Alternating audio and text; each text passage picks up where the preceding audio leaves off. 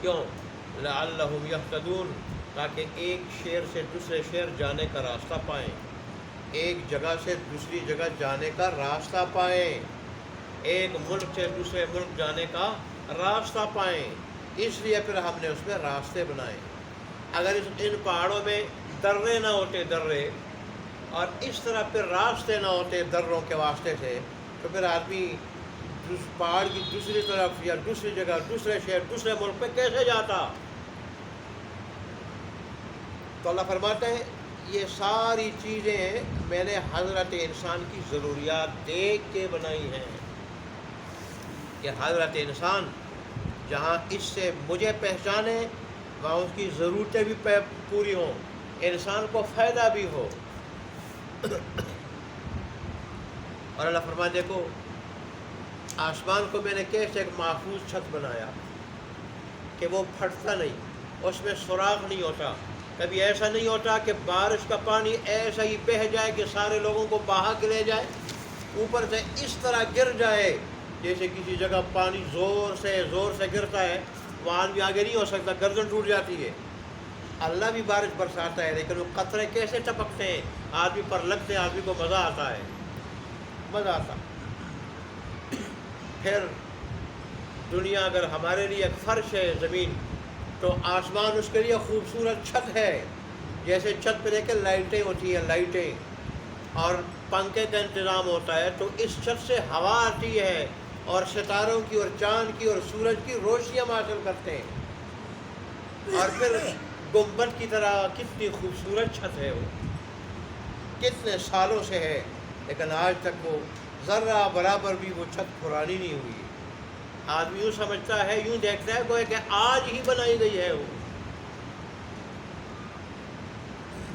اے اللہ، اس لیے اللہ فرماتے ہیں کہ قرآن میں ذرا غور فکر کرو گے تو مجھے پہچان لو گے، میری وحدانیت کو سمجھ جاؤ گے، اور اس طرح میری ذات اور میری صفات یہ بھی پہچان لو گے، میری معرفت حاصل ہو جائے گی، اور پھر کوئی میری وحدانیت کا، میری عبادت کا، اور پھر میرے دین کا اور میرے بھیجے ہوئے پروگرام کا انکار نہیں کر سکے گا۔ قرآن بھی تو وہی کہہ رہا ہے جو ہے، جو دیکھ رہے ہو، لیکن وَهُمْ عَنْ آیَاتِهَا مُعْرِضُونَ، یہ کافر لوگ میری ان نشانیوں سے، جو میری کامل قدرت، کامل وحدانیت کی نشانیاں ہیں، ان سے اعراض کر رہے ہیں، منہ موڑنے والے ہیں، ان میں غور فکر نہیں کرتے ہیں۔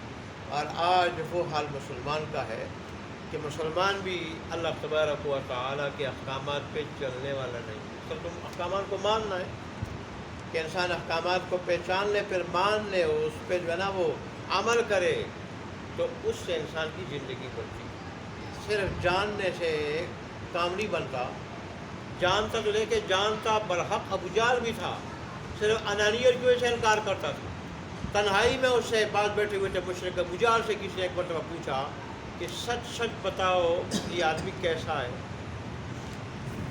تو اس نے کہا کہ خدا کی قسم یہ بالکل سچا ہے اپنے دعوے، سچا ہے اپنے دعوے، اس کا کلام بھی برحق ہے، لیکن بیت اللہ کی خدمت بھی یہ لے لے اور یہ خدمت بھی یہ لے لے، تو پھر ہمارے لیے کیا رہے گا؟ پھر یہ لوگ بعض اوقات اپنی چودراہٹ اور سرداری جو ہے نا اس کی انانیت میں آ جاتے ہیں۔ اگر اللہ نے فرمایا غور فکر کرو گے تو پھر ہر ایک آدمی سمجھ جائے گا کہ یہ برحق ہے، لیکن مکمل مکمل مکمل مکمل مکمل فائدہ عمل کرنے میں۔ اگر کوئی مسلمان کی طرح برحق بھی جانے عمل نہ کرے، بظاہر اس کو مکمل فائدہ حاصل نہیں ہوتا۔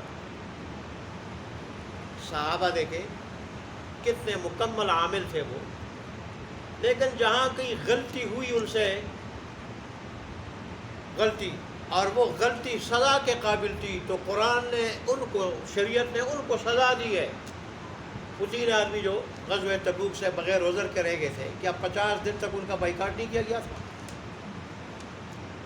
کہ زمین کشادہ ہونے کے باوجود ان پر تنگ ہو گئی تھی۔ بعض ایسے بھی تھے کہ ان سے غلطی ہو گئی تھی، شادی شدہ ہونے کے باوجود ان سے زنا ہو گیا تھا، لیکن وہ ہماری طرح نہیں تھے۔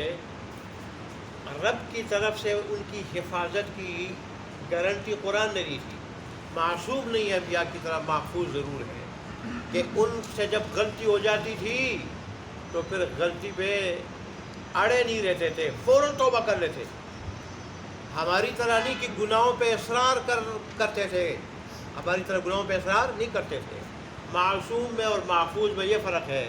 معصوم سے تو گناہ سرزد ہی نہیں ہو سکتا گناہ. محفوظ وہ ہوتا ہے جس سے گناہ اگر سرزد ہو جائے تو توبہ کر لیتا ہے، اس پہ قائم نہیں رہتا. یہ فرق ہے محفوظ کا اور معصوم کا.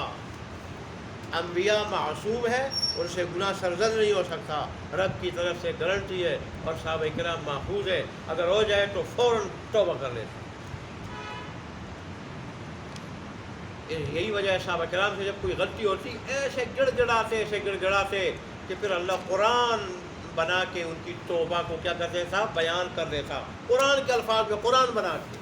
اور قیامت تک پھر ان کی توبہ کی کیا ہوتی تھی، اللہ نے قیامت تک آنے والے لوگوں کے لیے ان کی توبہ کو قرآن بنا کے اپنے جو ہے نا حبیب پہ نازل کر دیتے. تو اللہ ہمیں بھی عمل کرنے کی توفیق عطا فرمائے.